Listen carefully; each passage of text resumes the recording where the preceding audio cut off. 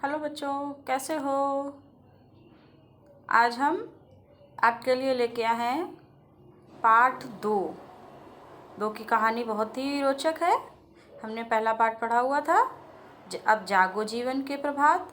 अब हम कहानी पढ़ेंगे अगली। इस कहानी का नाम है राजधर्म। बच्चों, थोड़ा सा टाइपिंग में कहीं कहीं जो आधे अक्षर हम लोग बनाते हैं उनके नीचे विसर्ग लगा है, तो आप थोड़ा सा देख लेना। इस कहानी में, ये कहानी जो है जातक कथाओं से ली गई है। इसमें एक बार वाराणसी नाम के शहर में एक राजा था जिसका नाम था ब्रह्मदत्त। बहुत ही अच्छे विचार, अच्छे काम करने वाला, धर्म के साथ किसी के साथ अन्याय नहीं, सबको न्याय देने वाला राजा था। उसके गुणों की प्रशंसा बहुत दूर दूर तक होती थी। सभी लोग सोचते थे बहुत अच्छा राजा है, बहुत अच्छे। चारों तरफ सभी उसकी प्रशंसा करते थे। जो आता, भाई आपका काज बहुत अच्छा है, आपके राज में सभी सुख है। एक बार राजा ने सोचा सभी हमारी बड़ाई करते, सभी हमारी प्रशंसा करते, क्यों ना हम चल के घूम के देखें क्या सचमुच है ऐसा कि नहीं। एक बार उसने, राजा ने भेष बदला और घूमते घूमते घूमते घूमते पूरे जंगलों में सब में पहुंचा। घूमते घूमते राजा एक जंगल में पहुंचा जहाँ की बोधिसत्व थे, अर्थात जो तपस्या करने वाले या उस राज्य में जो अच्छे लोग होते हैं, ज्ञानी लोग होते हैं, वो उसमें से बोधिसत्व थे।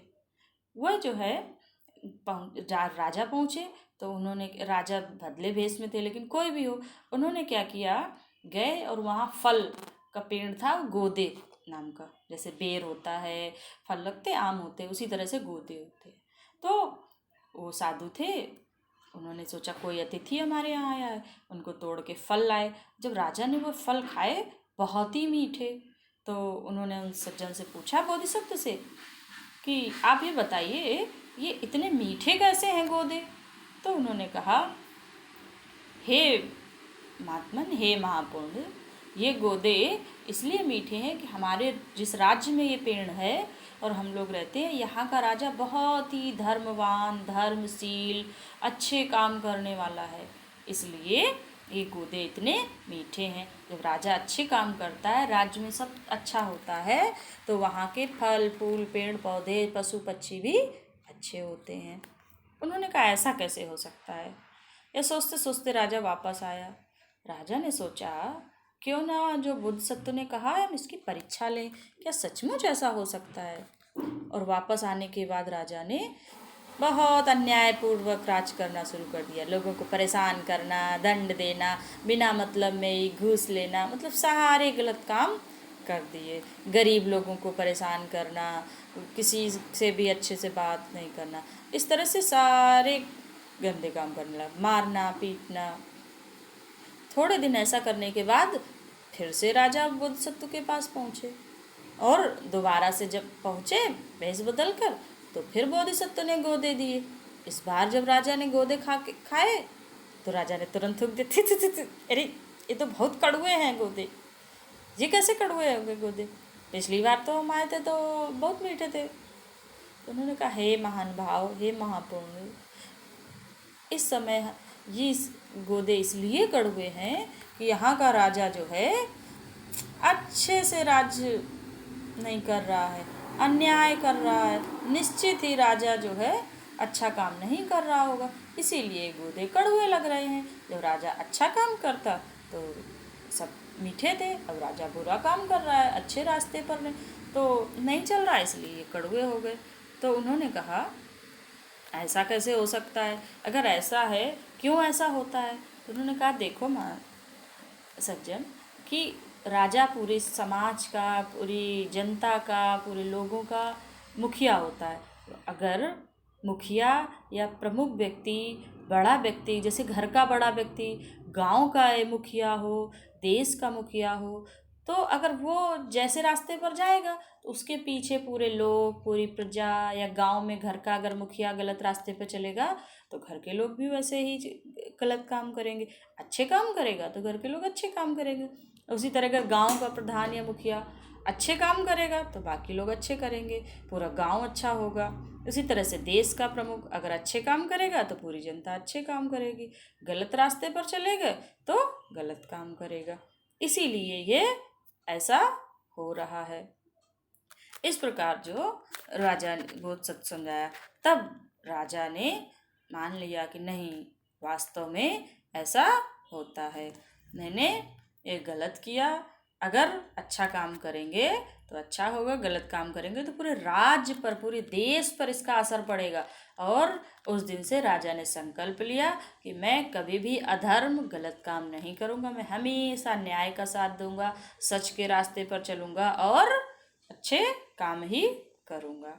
इस प्रकार से ये कहानी समाप्त हुई।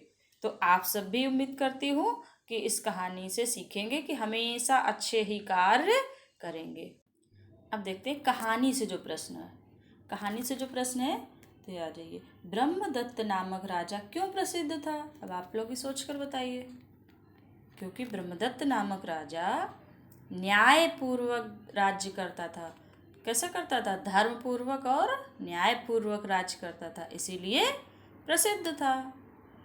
अगला प्रश्न, राजा ब्रह्मदत्त वेश बदल कर क्यों घूमता था? क्यों घूमता था? क्योंकि वह जान सके कि हमारे राज्य में क्या हो रहा है, क्या चल रहा है, हमारे देश में सभी लोग सुखी हैं या नहीं है, यही जानने के लिए राजा ब्रह्मदत्त वेश बदल कर घूमता था। फिर बोधिसत्व ने राजा को गोदों को मीठे और स्वादिष्ट होने का क्या कारण बताया? तो क्या कारण बताया था बोधिसत्व ने? बोधिसत्व ने यही बताया था कि निश्चय ही राजा धर्म और न्यायपूर्वक राज्य करता है होगा, इसीलिए ये गोदे इतने मीठे और स्वादिष्ट हैं। तो फिर राजा ने, अगला प्रश्न है, अधर्म और अन्याय से राज्य करना क्यों शुरू किया? राजा ने बोधिसत्व के कथन की या कहने की परीक्षा लेने के लिए अधर्म और अन्याय से राज्य करना शुरू किया। अंतिम प्रश्न है, राजा के धर्म विमुख होने पर सारा राज्य दुख को प्राप्त होता है, इस कथन का आशय बताइए।